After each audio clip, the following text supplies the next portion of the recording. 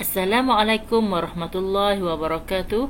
Bertemu lagi dalam perbincangan Latih to be Latihan isi tempat kosong tahun 2015 set 10.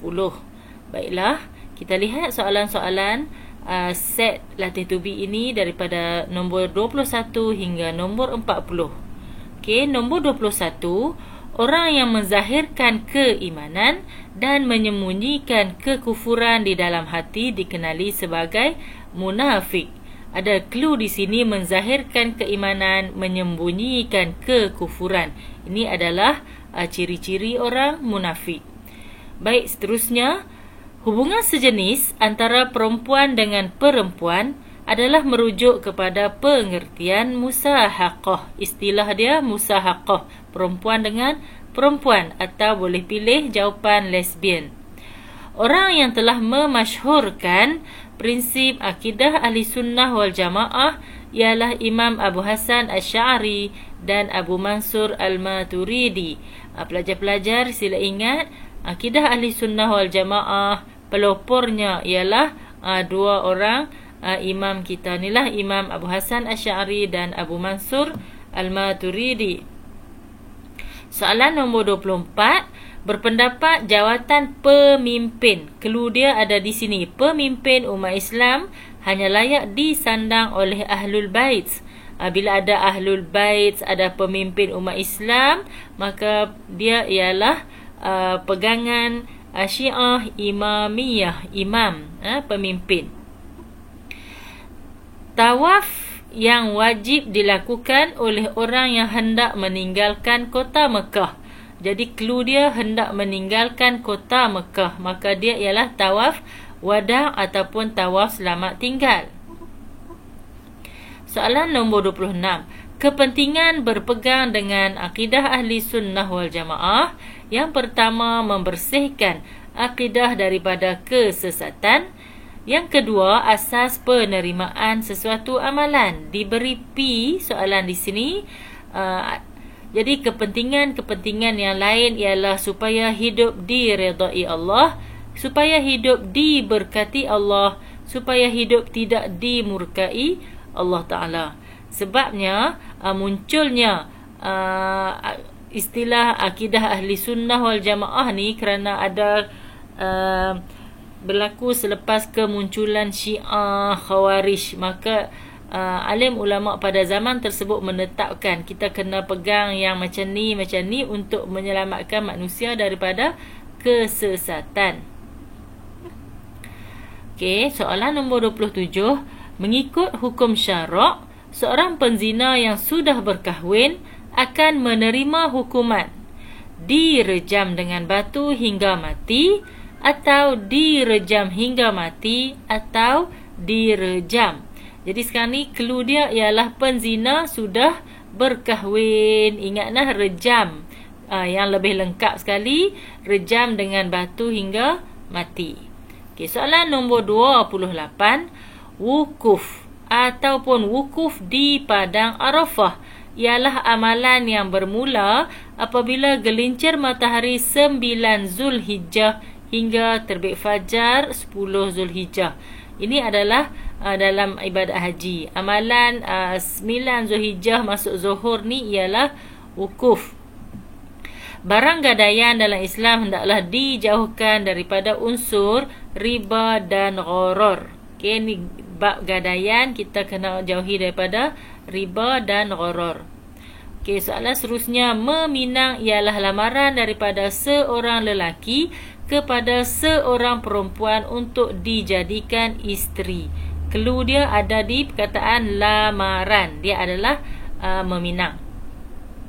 Soalan nombor 31. Tanggungjawab suami, tanggungjawab isteri. Okey, tengok, tanggungjawab suami ialah memberi nafkah zahir dan batin. Soalan diberi Q di sini. Jawapannya ialah mendidik isteri. Ini tanggungjawab seorang suami. Bila dia berkahwin, dia kena didik isteri dia, atau beri layanan yang baik, ataupun memberi didikan agama. Ada banyak jawapan di sini. Pelajar boleh hafal lah. Soalan 32. Nama lain bagi mahar. Yang ni, soalan ni agak sukar jugalah. Jadi pelajar-pelajar kena hafal. istilah-istilah bagi mahar ini. Yang pertama namanya ialah nikah, nihlah, dan diberi R di sini. Jawapan daripada buku teks ialah nama lain bagi mahar sadaq, ajrun, faridah, hibah, uqrun, alaiq dan thaul. Pelajar-pelajar bolehlah hafal mungkin dua di sini, sadaq dan faridah. Faridah adalah kewajipan. Senang nak ingat. Okey, seterusnya soalan 33.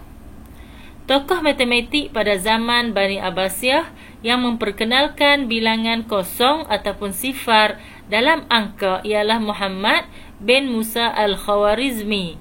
Jadi kamu ingat Al-Khawarizmi tokoh matematik. Kalau tak ingat nama penuh, kita letak Al-Khawarizmi, maka diterima.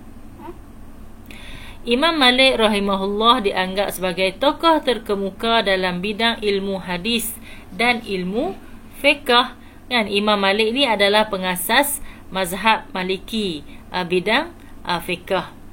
Sektor utama kerajaan Bani Abbasiyah ni soalan mudah sebab dia adalah sektor bidang ekonomi.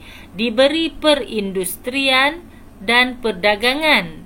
X adalah pertanian. Pertanian adalah sektor penting yang dilakukan oleh masyarakat zaman kerajaan Bani Abbasiyah. Okay, soalan 36. Perbuatan merosakkan atau memusnahkan kemudahan awam merupakan satu perbuatan jenayah dan vandalisme ataupun boleh tulis khianat. Okay, rakyat mentaati pemimpin selagi pemimpin tidak menyuruh mereka melakukan maksiat. Jadi hukum taat pada pemimpin adalah wajib. Soalan 38. Imam Al-Bukhari rahimahullah telah memberi sumbangan yang besar dalam ilmu hadis melalui kitabnya Sahih Al-Bukhari. Ini adalah kitab besar dalam bidang hadis. Imam Al-Bukhari, Sahih Al-Bukhari. Soalan seterusnya, menubuhkan Baitul Hikmah, kerajaan Bani Abbasiyah, khalifah kerajaan Bani Abbasiyah paling warak, memerintah 23 tahun 1,5 bulan. Jadi, khalifah di atas ialah Harun Ar-Rasyid. Baik, saya nak pelajar-pelajar ingat Harun Ar-Rasyid ni menubuhkan Baitul Hikmah. Kita nak tengok Baitul Hikmah. Hikmah ni huruf H adalah Harun Ar-Rasyid. Kalau soalan tanya Baitul Hikmah ni terletak di mana, kita tengok huruf B, Baghdad. Baghdad dan Hikmah. B, Baghdad, Hikmah adalah Harun Ar-Rasyid. Ada satu lagi perpustakaan pada zaman ini iaitu Darul Hikmah di Mesir. Okay, soalan terakhir, peranan Baitul Mal menguruskan sumber pendapatan negara. Sumber ni daripada mana duit masuk lah. Dan yang kedua, peranan dia ialah mengawal perbelanjaan negara. Baitul Mal adalah berperanan seperti bank negara, menguruskan sumber pendapatan dan mengawal perbelanjaan. Baik, tamatlah sudah soalan yang ke-40. Mudah-mudahan perbincangan ringkas ini dapatlah membantu pelajar untuk mengingat isi pelajaran. Selamat belajar dan jumpa lagi di set akan datang. Assalamualaikum warahmatullahi wabarakatuh.